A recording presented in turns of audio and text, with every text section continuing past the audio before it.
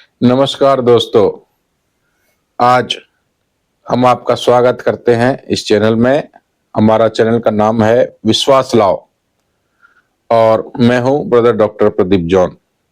आज एक हम नए विषय के साथ में आपके साथ में आए हैं। आशा करते हैं कि आप हमारी इस वीडियो को पूरा देखेंगे।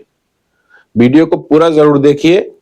कॉन्सेप्ट को क्लियर करने के लिए कोई भी यदि थंबनेल आपको दिख रहा है उसको पूरा समझने के लिए वीडियो को पूरा देखें, क्योंकि 1 मिनट के वीडियो छोड़ने पर भी जो है कॉन्सेप्ट पूरी रीति से क्लियर नहीं होगा, 100% नहीं होगा। यानी कि यदि 99 है, 1% यदि उसको पूरा हो जाएगा तो ही वो 100% कहलाएगा। तो मेरे अजीजों, हम आपको बहुत धन्यवाद देते हैं कि आप हमारे चैनल को लगातार देखते हैं और मुझे बड़ी खुशी है इस बात की कि लोग हमारे चैनल की वीडियो को, चाहे वो हम 45 मिनट की बनाएं, चाहे हम वो आधे घंटे की बनाएं, चाहे हम वो 1 घंटे की बनाएं, चाहे हम 1 घंटे से फालतू भी बनाएं, तो भी हमारे चैनल की वीडियो को आप लोग पूरा देखते हैं। इसके लिए मैं बहुत आनंदित हूं, खुश हूं, क्योंकि ये बहुत जरूरी है मेरे दोस्तों कि दूसरा हम भाग बनाएं। बहुत से लोग आधा एक भाग देखते हैं फिर दूसरा भाग देखते नहीं है। तो हम कोशिश ये करते कि एक वीडियो में जो कॉन्सेप्ट या जो विषय हमने उठाया है उसको एक वीडियो में आप बेहतर से समझ पाए। आप सभी का बहुत बहुत धन्यवाद। आज एक नया विषय हम लेकर के आए हैं, क्योंकि दिसंबर का महीना चल रहा है और इसमें क्रिसमस त्योहार जो है लोग सेलिब्रेट करेंगे। बड़े जोश और उल्लास के साथ ये त्योहार पूरे विश्व में मनाया जाता है और हमारे भारत में भी लोग इसको बहुत जोश और उल्लास के साथ मनाते हैं। पर क्यों मनाते हैं?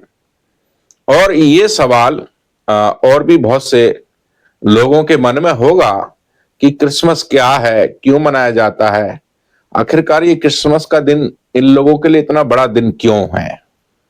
क्या ये इन्हीं के लिए है या हमारे लिए भी है?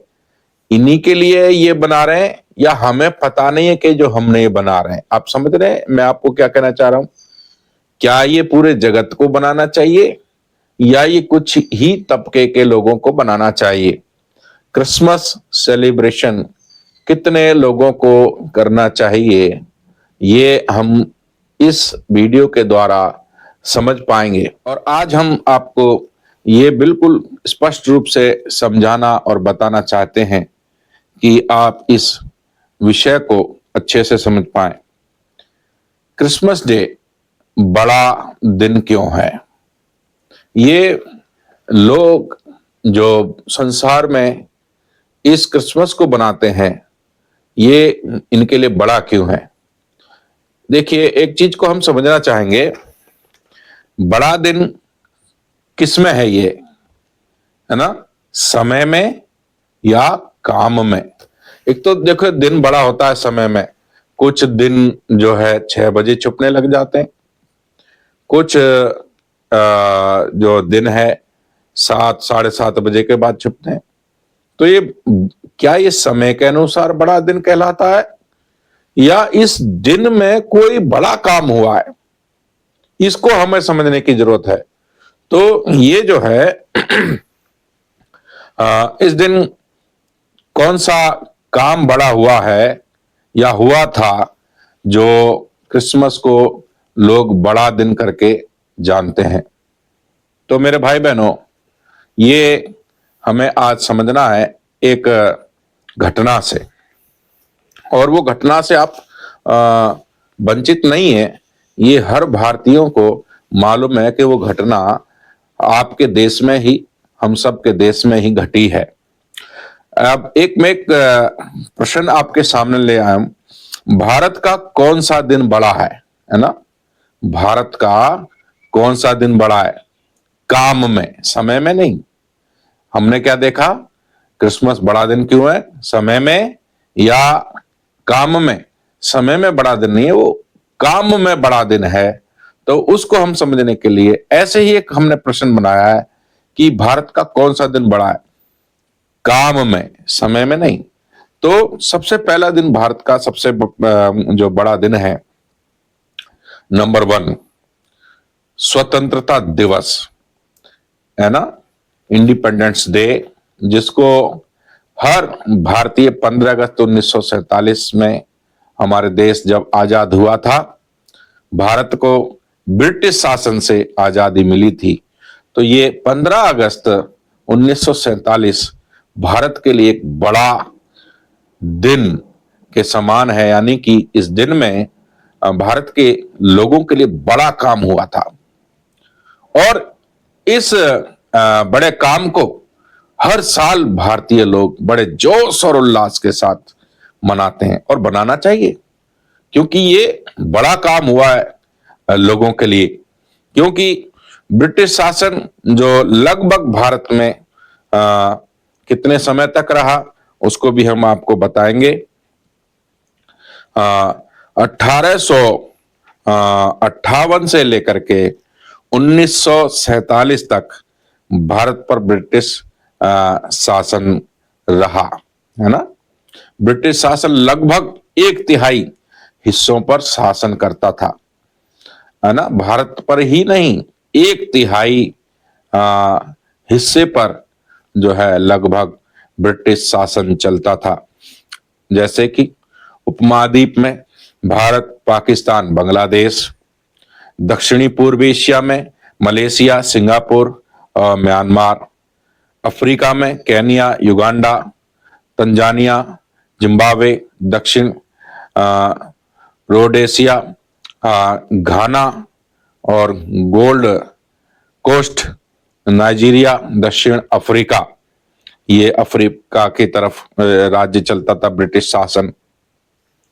मध्य पूर्व में जो है इजराइल, फिलिस्तीन, Jordan, Iraq, Kuwait, Bahrain, Qatar, Oman, संयुक्त अरब अमीरात, यूएई जिसे हम कहते हैं, इस पर भी ब्रिटिश शासन था। अन्य जो देश हम देखते हैं, कनाडा, ऑस्ट्रेलिया, न्यूजीलैंड और कैरिबिया के कई देशों भी ब्रिटिश साम्राज्य का हिस्सा थे, है ना। 1947 के बाद ब्रिटिश राज्य सिमटता चला गया। तो हम देखते हैं 1947 में जो है भारत आजाद हुआ, और 1947 के बाद ब्रिटिश शासन जो फैला हुआ था 1/3 धरती पर देशों में, जिस एक ही ब्रिटिश राज्य ही सब देशों पर राज करता था। मैंने आपको दिखाया कितने देश हैं। ये धीरे धीरे 1947 के बाद में इस ब्रिटिश राज्य का शासन सुकड़ता गया, यानी कि देश आजाद होते चले गए इसके राज्य, इसके शासन से। और हम देखते हैं 1909 का जो भारत नक्शा है, हम आपको यहां पर दिखाएंगे, उसको आप देखिए। 1909 में भारत का नक्शा किस प्रकार से था। तो एक तो ये दिन है, ठीक है। भारत का कौन सा दिन बड़ा है, एक तो स्वतंत्रता दिवस, दूसरी बात हम देखते हैं गणतंत्र दिवस। भारत के लिए देखिए रिपब्लिक डे 26 जनवरी 1950 को भारत का संविधान लागू हुआ था, और जब से भारत एक जो है संप्रभु सर्वोच्च शक्ति, जिसका अर्थ हम कहते हैं सर्वोच्च शक्ति या अधिकार रखने वाला कोई व्यक्ति, जैसे राजा, रानी या राष्ट्र, जो किसी बाहरी नियंत्रण या दबाव के अधीन ना हो, और अपने आंतरिक व बाहरी मामलों में स्वतंत्र रूप से निर्णय लेने की क्षमता रखता हो। संप्रभु शब्द सर्वोच्च और स्वतंत्र होने की स्थिति को दर्शाता है, जहां किसी राष्ट्र के पास स्वयं पर पूर्ण नियंत्रण होता है और वह किसी अन्य देश के अधीन नहीं रहता। तो 1947 में हमारा देश जो है 1950 में ये हमारे देश का जो संविधान बना था, उसमें हमारा देश संप्रभु है ना, यानी कि सर्वोच्च शक्ति देश बन गया था। और दूसरा हम देखते हैं हमारा देश समाजवादी। समाजवादी का क्या अर्थ है? वह व्यक्ति या विचारधारा जो समाजवाद का पालन करती है, जिसका मूल विचार उत्पादन और संसाधनों जैसे भूमि, कारखाने पर निजी स्वामित्व हो, ताकि धन और अवसरों का वितरण समाज के सभी सदस्यों के बीच समानता और न्याय के साथ हो। तो ये हमारा देश के अंदर समाजवादी हमारा देश हो गया। धर्मनिरपेक्ष, तीसरी बात हम देखते हैं धर्मनिरपेक्ष, है ना, सेकुलर राज्य, है ना, राज्य या कोई व्यक्ति किसी विशेष धर्म का पक्ष नहीं लेगा। हमारा भारत देश 1950 में धर्मनिरपेक्ष देश बन गया और इसमें लिखा और सभी धर्मों को समान मानेगा, जिसमें हर व्यक्ति को अपने विश्वासों की स्वतंत्रता होती है और सरकार धर्म के आधार पर भेदभाव नहीं करती या कर सकती है ना। धर्म एक व्यक्तिगत मामला माना गया है। धर्म के आधार पर कोई भेदभाव ना करना, ये सरकार का धर्मनिरपेक्ष में आता है। सरकार का कोई धर्म नहीं, किसी एक धर्म का पक्ष नहीं कर सकती सरकार। तो भारत के अंदर सभी धर्मों को स्वतंत्रता है मानने का, विश्वास करने का, और ये स्वतंत्रता संविधान ने जो 1950 में भारत में लोगों को दी। फिर हम देखते हैं लोकतांत्रिक, है ना, डेमोक्रेसी। लोकतंत्र एक ऐसी शासन प्रणाली है जिसमें जनता का शासन होता है, चुनाव होता है, अधिकार होता है, कानून का शासन होता है। तो हमने देखा कि भारत के अंदर ये दो बड़े काम हुए हैं। तो अब हम कहते हैं स्वतंत्रता दिवस और गणतंत्र दिवस में कौन सा दिन बड़ा है? एक सवाल हम आपसे पूछ रहे हैं, आप सब लोग हमें कमेंट करके बताइए, सभी भारतीय लोग, स्वतंत्रता दिवस और गणतंत्र दिवस में कौन सा दिन बड़ा है? हमारा जवाब है स्वतंत्रता दिवस, है ना। और यहाँ पर ये दिन समय से बड़ा है या काम से बड़ा है? काम से बड़ा है, समय से बड़ा नहीं है। स्वतंत्रता दिवस समय से बड़ा नहीं है, काम से बड़ा है। इस दिन हमारे देश में बड़ा काम हुआ इस दिन। गणतंत्र दिवस क्यों बड़ा नहीं है? स्वतंत्रता है तो कानून बनाया जा सकता है, गुलाम रहते तो कानून बना ही नहीं सकते ना। जो संविधान है हम नहीं बना पाते यदि गुलाम होते तो स्वतंत्र हुए हैं उसके बाद कानून बनाया गया है। तो मेरे अजीजों, कानून बनाने वाला दिन से बड़ा दिन स्वतंत्र का दिन होता है। आप समझ लीजिए, ये स्वतंत्रता किस चीज की है ना। इसी प्रकार से क्रिसमस डे समय में बड़ा नहीं है, परंतु इस दिन जगत के लिए एक ऐसा बड़ा काम हुआ था जिसके कारण जगत के हर मनुष्य के जीवन में एक बड़ा आनंद, आशा आ गई थी। जैसे एग्जाम्पल में हम देखते हैं, देश हमारा भारत देश पहले गुलाम था, ये शरीर से गुलाम था, है ना। हम लोग शरीर से गुलाम थे और बड़ा काम क्या हुआ? ये आजाद हो गया। किससे आजाद हो गया? शरीरों में आजाद हो गया। ऐसे ही मनुष्य का आत्मा पाप का भागी था, पाप में था, पाप के जाल में, पाप की गुलामी में था। पाप के कारण मनुष्य की आत्मा को नरक का दंड मिल रहा है, जो आग की झील, दूसरी मृत्यु, अनंत काल तक का समय जिसका है, ये मनुष्य के आत्मा के लिए था। शरीर तो आ, हमारे आजाद हो गए गुलामी से, पर आत्मा पाप पाप के जाल में फंसी हुई, पाप से छुटकारा नहीं मिला अभी इसको।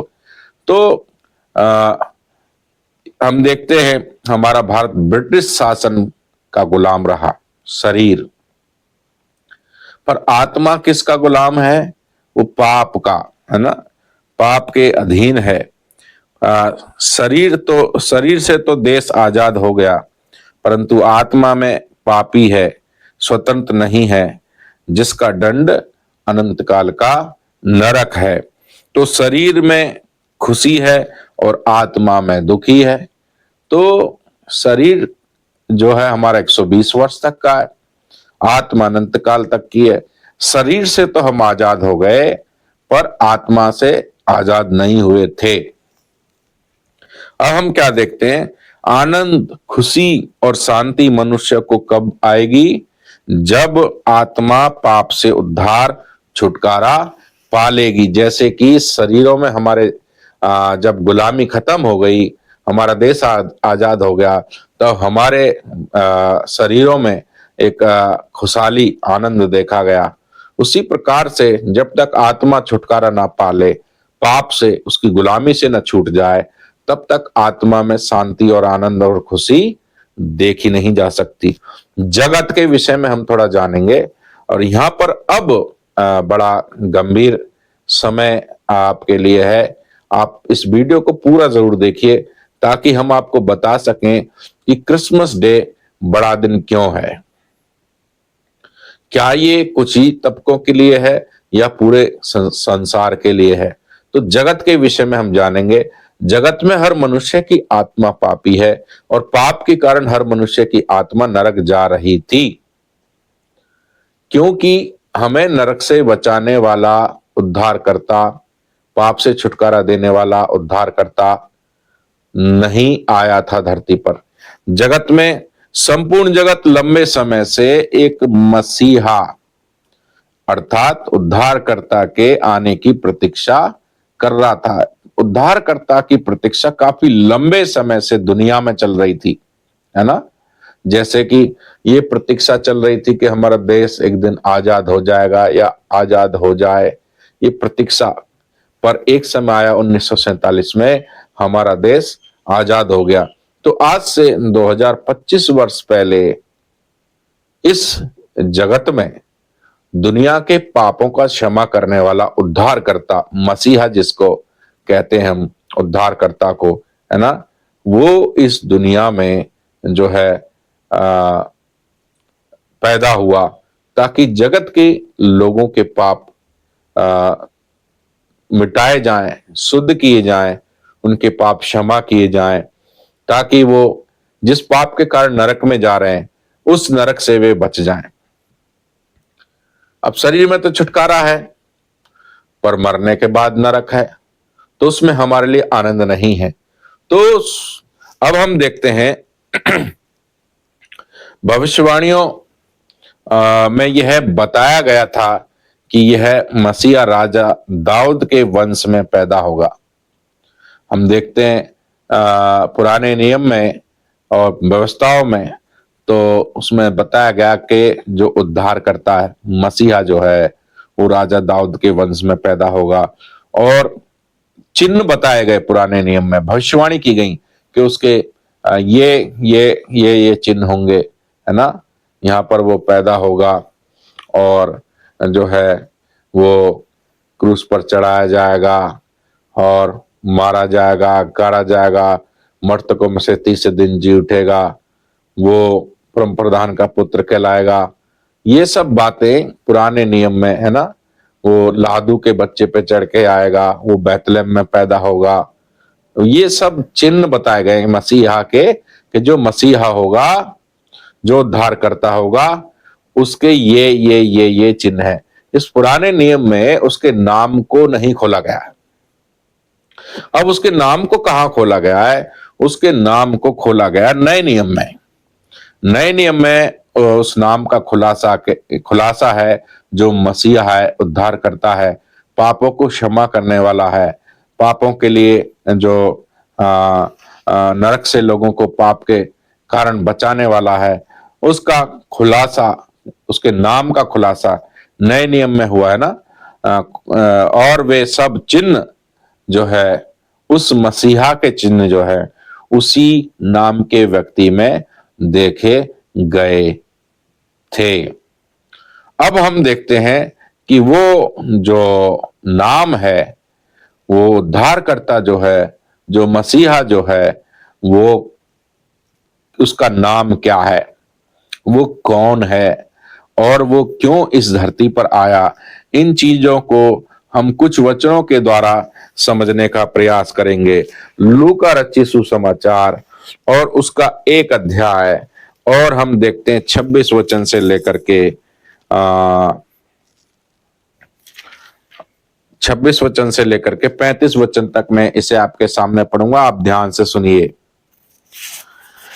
6वें महीने में परमेश्वर की ओर से जिब्राइल स्वर्गदूत गलील के नासरत नगर में एक कुआरी के पास भेजा गया, जिसकी मंगनी यूसुफ नामक दाऊद के घराने के एक पुरुष से हुई थी। उस कुवारी का नाम मरियम था। स्वर्गदूत ने उसके पास भीतर आकर कहा, आनंद और जय तेरी हो, जिस पर ईश्वर का अनुग्रह हुआ है, प्रभु तेरे साथ है। वह उस वचन से बहुत घबरा गई और सोचने लगी कि यह किस प्रकार का अभिवादन है। स्वर्गदूत ने उससे कहा, हे मरियम, भयभीत न हो, क्योंकि परमेश्वर का अनुग्रह तुझ पर हुआ है। देख, तू गर्भवती होगी और तेरे एक पुत्र उत्पन्न होगा, तू उसका नाम यीशु रखना।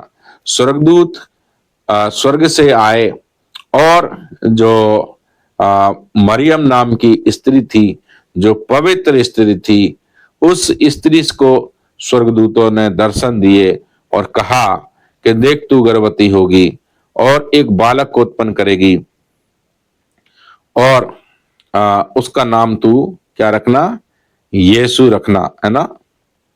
वह महान होगा। क्या कह रहा मरियम से स्वर्गदूत? वह महान होगा और परम प्रधान का पुत्र कहलाएगा, और प्रभु परमेश्वर उसके पिता दाऊद का सिंहासन उसको देगा, और वह याकूब के घराने पर सदा राज्य करेगा, और उसके राज्य का अंत ना होगा।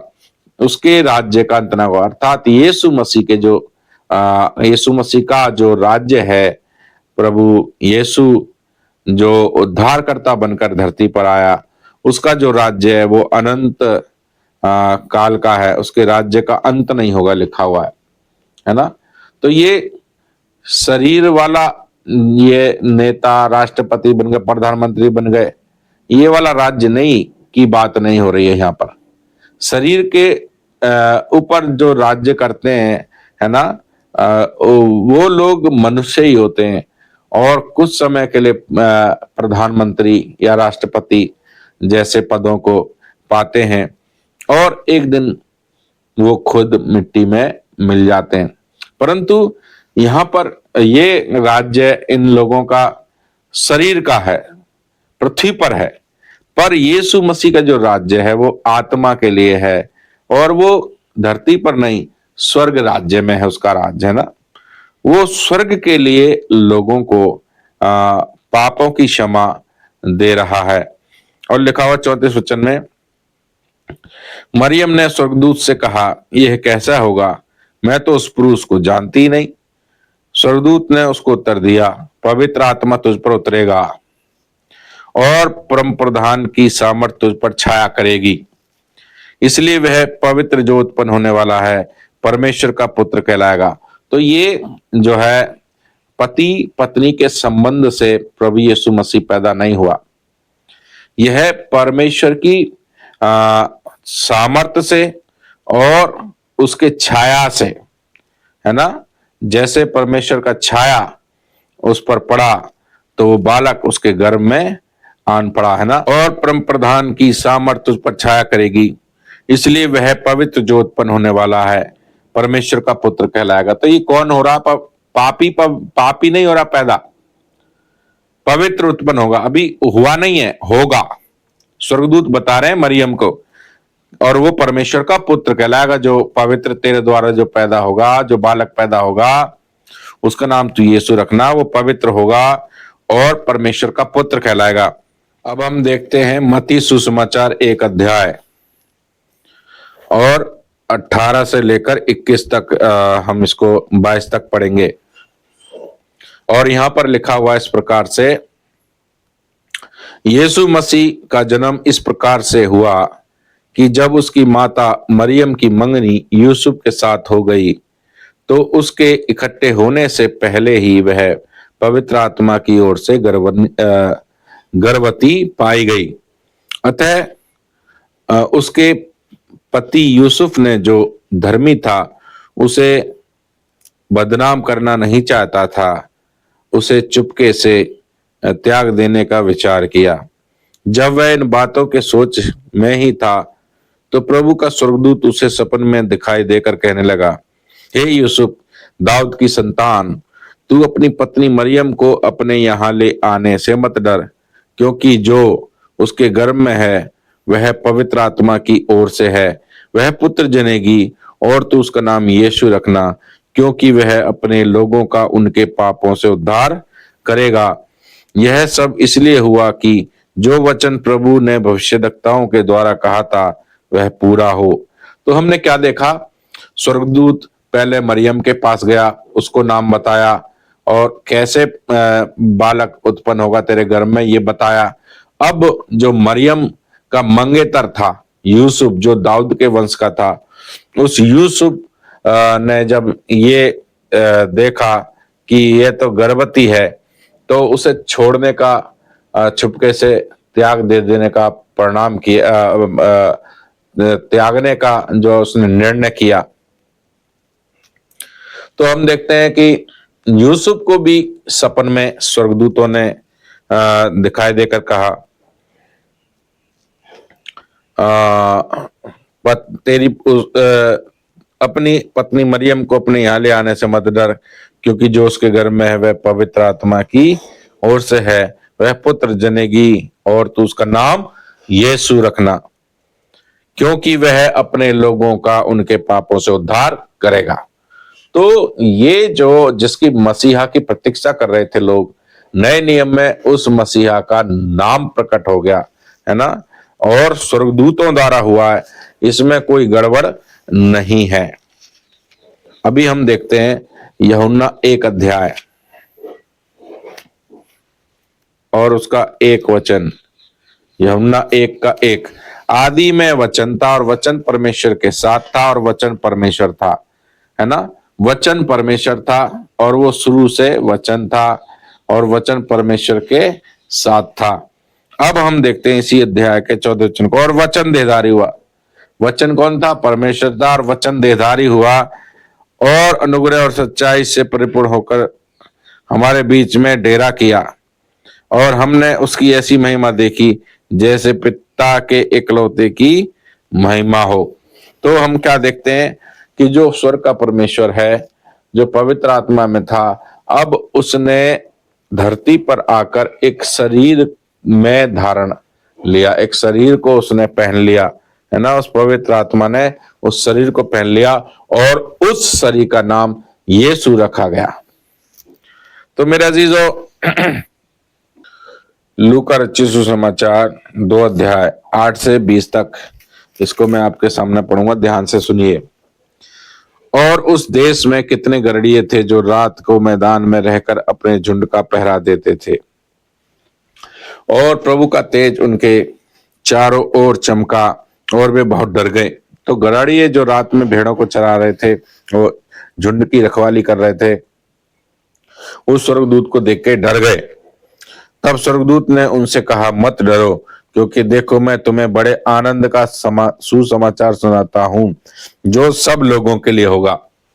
तो स्वर्ग के स्वर्गदूत धरती पर आए और मुक्तिदाता, उद्धारकर्ता, जगत के उद्धारकर्ता की खुशखबरी उन लोगों को सुनाई, और ये गड़रिये लोग विश्वासी थे क्या? ये परमेश्वर को जानते थे? नहीं।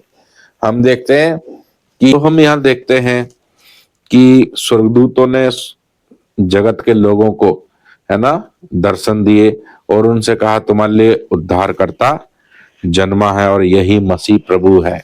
स्वर्गदूतों ने स्पष्ट कहा कि यही मसीह प्रभु है। मत्ती सुसमाचार 2 अध्याय और 1 से लेकर के 6 तक हम पढ़ेंगे। 2 अध्याय का 1 से 6 तक। हेरोदेस राजा के दिनों में जब यहूदा के बैतलहम में यीशु का जन्म हुआ तो पूर्व से कई ज्योतिषी यरूशलेम में आकर पूछने लगे, यहूदियों का राजा जिसका जन्म हुआ है कहाँ है?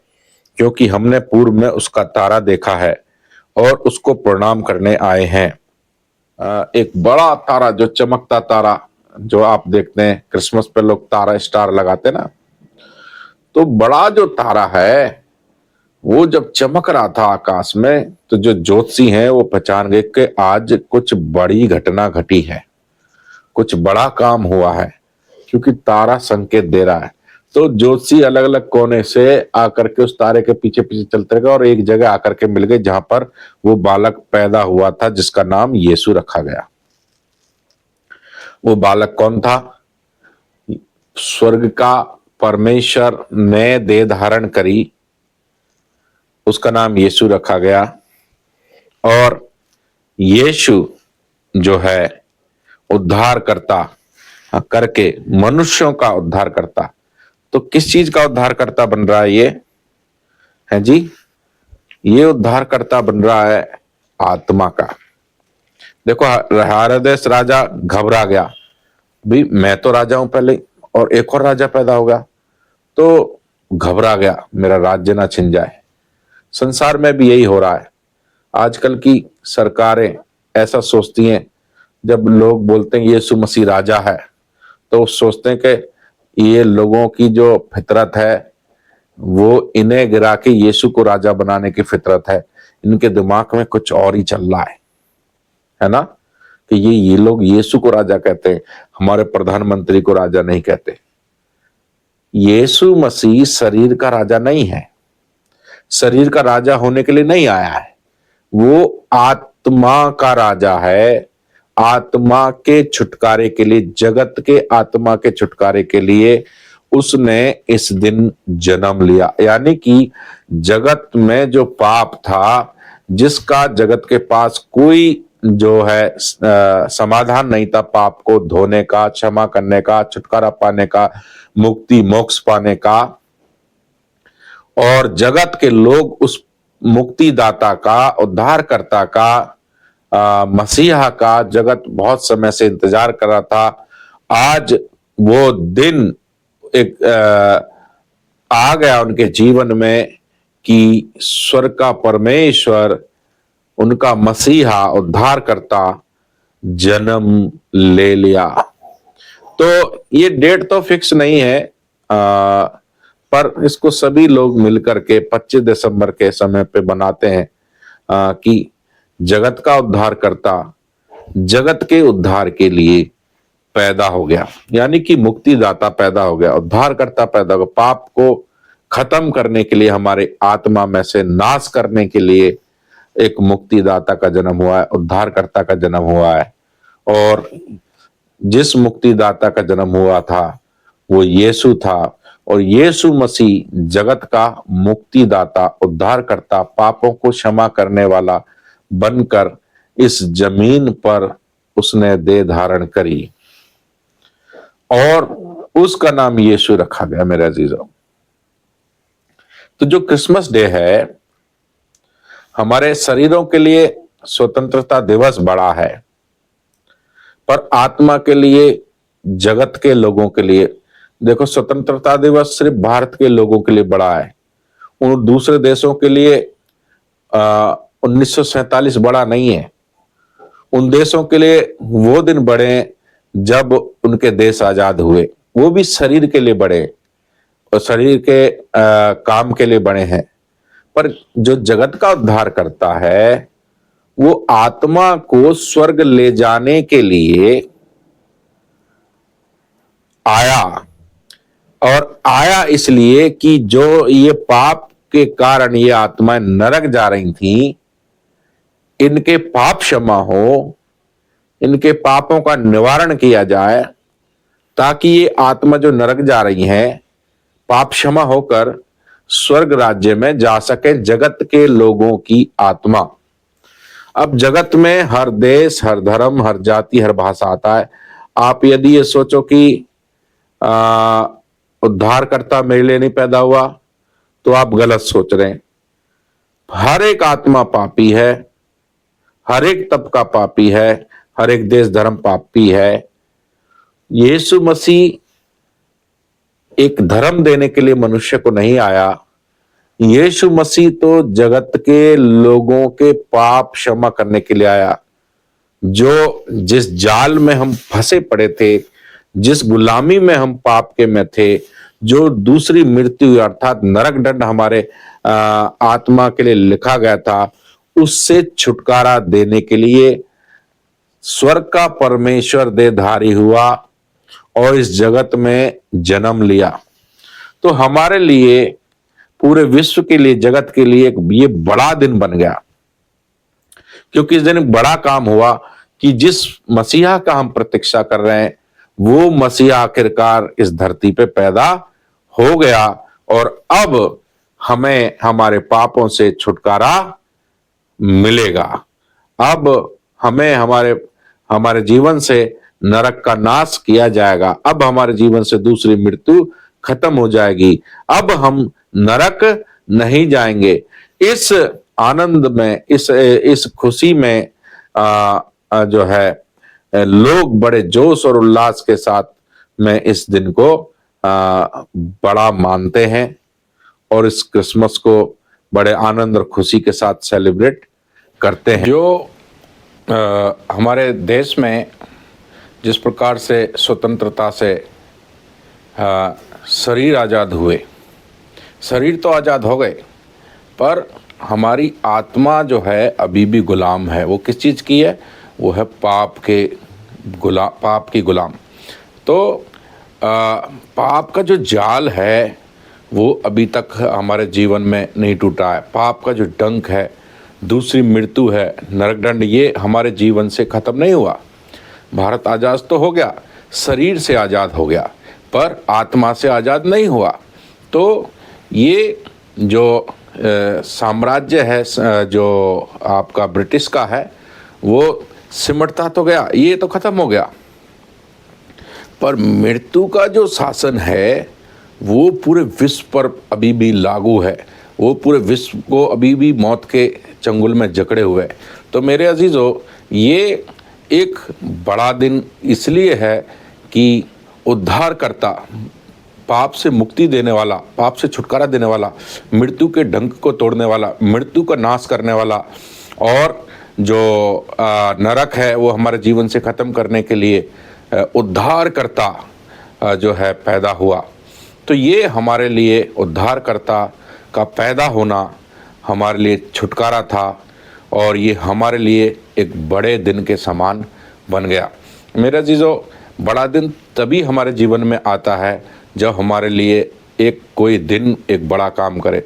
15 वर्षों से जिसको संतान नहीं हो रही और वो स्त्री बांझ कहला रही है, और पिता बाप नहीं बन पा रहा, माँ बाप नहीं बन पा रही, वंश पैदा नहीं हो रहा, धन है, दौलत है, गाड़ी है, बंगला है, सब कुछ है, पर 15 वर्षों से संतान पैदा नहीं।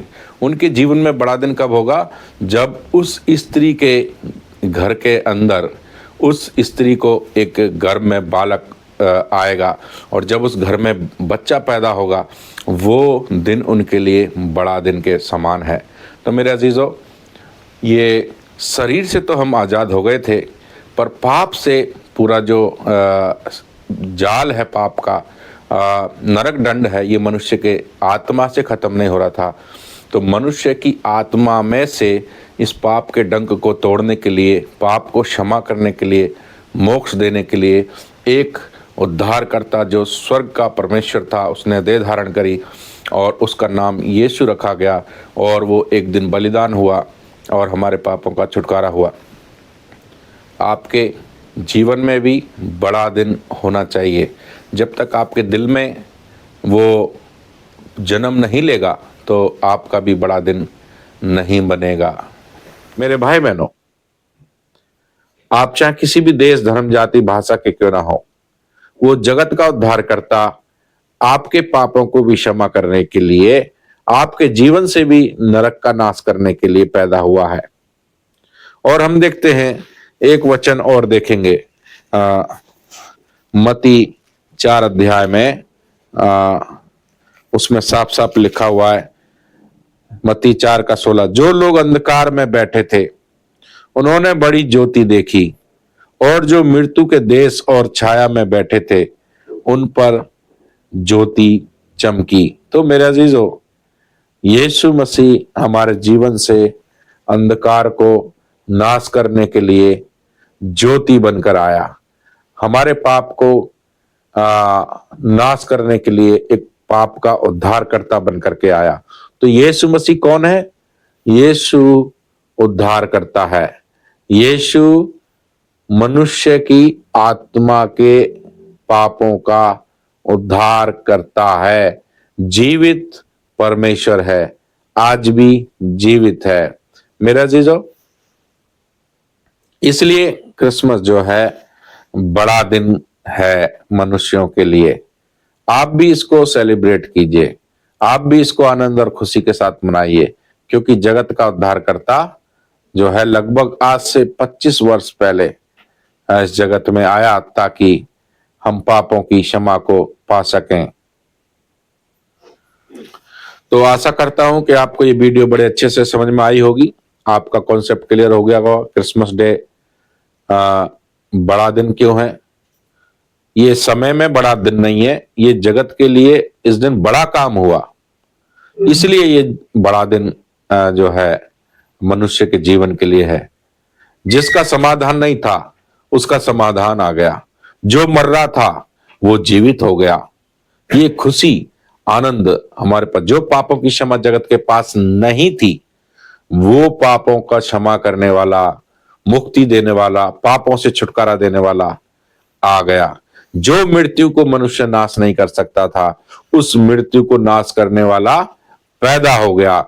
ये है बड़ा दिन मनुष्य के जीवन में। तो मेरे अजीजों, यदि यीशु मसीह तो जगत में पैदा हो गया मनुष्य के जीवन से नरक को नाश करने के लिए, पर क्या दुनिया में पैदा हुआ? पर क्या आपके दिल में पैदा हुआ? आपके दिल में भी जैसे जगत में पैदा हुआ पाप को क्षमा करने के लिए, आपके दिल में भी यीशु मसीह को पैदा होना जरूरी है, ताकि आपके पाप धोए जाएं, आपके पाप मिटाए जाएं, आपका नाम नरक की लिस्ट से काटा जाए, ना आपके जीवन से नरक को नाश किया जाए, आपके जीवन से दूसरी मृत्यु का नाश हो सके। इसलिए उस उद्धारकर्ता को अपने दिल में जन्म लेने दीजिए। ये क्रिसमस सिर्फ साल में एक बार ही नहीं आता है। ये क्रिसमस यानी कि बड़ा दिन, उद्धार का दिन, रोज ना जाने लाखों लोगों के जीवन में बनता है। ये कोई एक दिन, वर्ष में एक दिन आने वाला दिन नहीं है, ये उद्धारकर्ता का जन्म है। तो यदि आज आप, कोई सी भी डेट हो, कोई सा भी सन हो, यदि आज आप अपने पापों की क्षमा पाना चाहते हैं तो उस उद्धारकर्ता को अपने दिल में पुकारिए, उसको अपने हृदय में जन्म दीजिए, ताकि आपके जीवन में भी वो बड़ा दिन आए। बहुत से लोगों के जीवन में वो बड़ा दिन आ गया और उन्होंने देख लिया और उसको वो आनंद और जोश और उल्लास के साथ मनाते हैं। पर हो सकता है शायद आप अभी क्रिसमस ना बनाते हो, क्योंकि उद्धारकर्ता का जन्म आपके हृदय में नहीं हुआ, आपका अभी पाप क्षमा नहीं हुआ।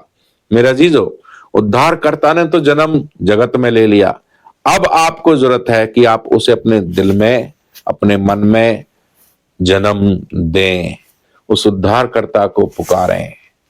तो आज रात आपके पास समय है, आप कहिए, प्रभु यीशु मसीह, आप जगत के उद्धार के लिए इस दुनिया में पैदा हुए, मेरे भी उद्धार के लिए आप मेरे दिल में पैदा हो जाइए।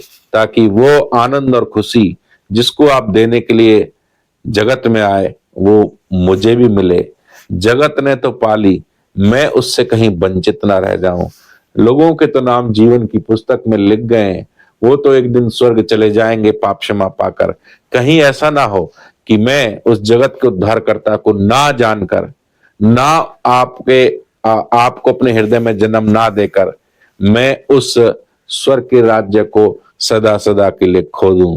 इसलिए प्रभु यीशु मसीह, मेरा आपसे निवेदन है, आप भी मेरे दिल में जन्म लीजिए और मुझे भी पापों से मुक्ति, मोक्ष, उद्धार और छुटकारा दीजिए, ताकि मैं भी आपका बेटा बेटी बनकर आपके स्वर्ग राज्य में जा सकूं।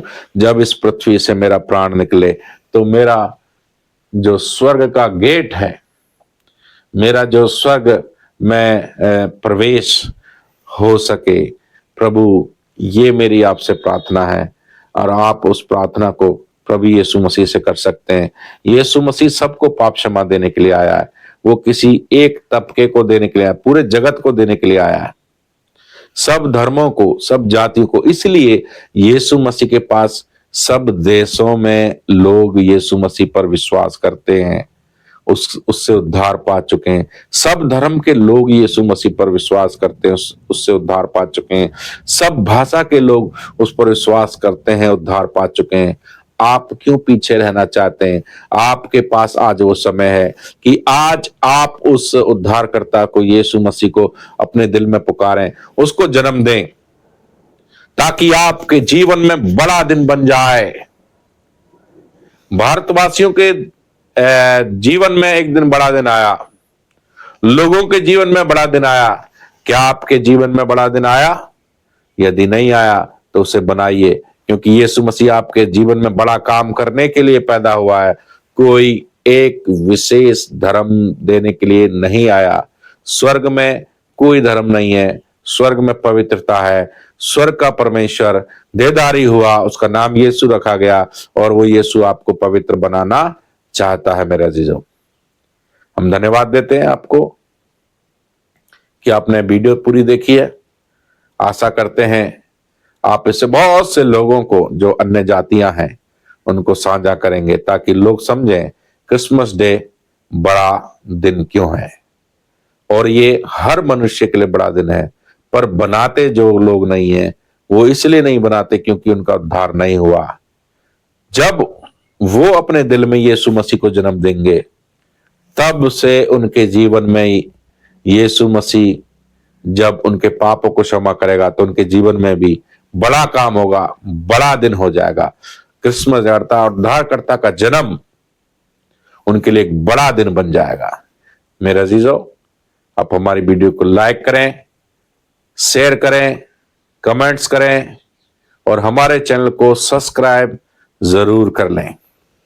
हम अगली वीडियो में आपको फिर से मिलते हैं। धन्यवाद।